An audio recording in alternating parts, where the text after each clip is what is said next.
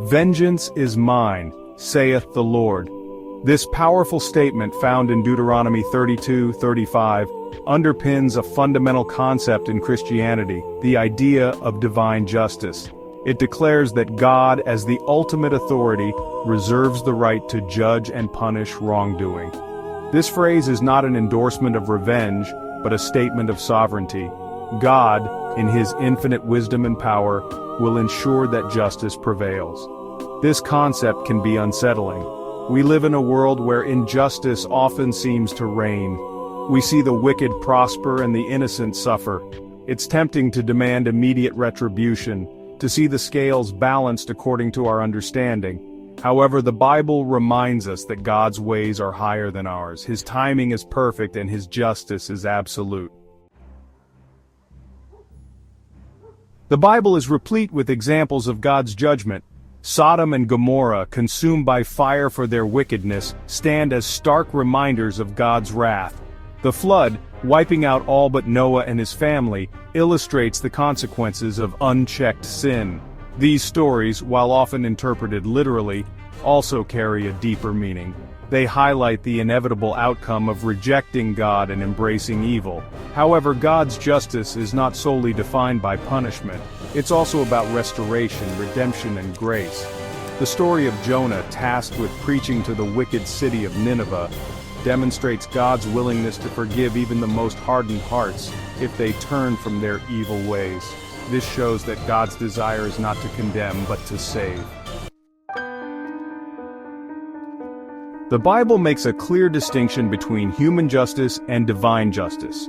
Human justice is often flawed, driven by emotion, prejudice, and limited understanding.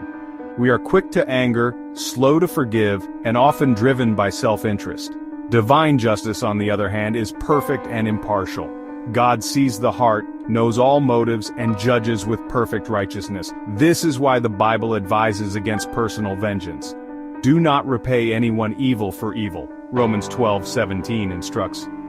Seeking revenge, even when we feel justified, only perpetuates a cycle of hurt and anger.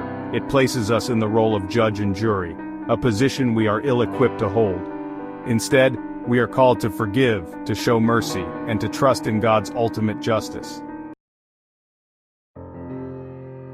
Section 4. Modern Applications.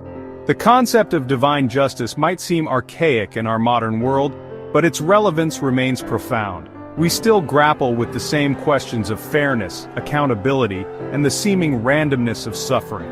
We witness injustice on a global scale, from wars and famines to systemic oppression and abuse of power. The temptation to take matters into our own hands, to seek retribution for ourselves or others, remains strong. However, the message of vengeance is mine still holds true. It reminds us that while we have a role to play in pursuing justice on earth, we are not the ultimate arbiters of right and wrong. We are called to be instruments of God's peace, to work for justice and reconciliation, but always with humility and a recognition of our limitations. The pursuit of revenge, even in the name of a righteous cause, can lead to more suffering and perpetuate the cycle of violence and hatred. Section 5. Trust in God's plan. The concept of divine justice is ultimately a call to trust. It requires us to trust that God sees what we cannot, that He understands the complexities of human actions and motivations in a way that we never can.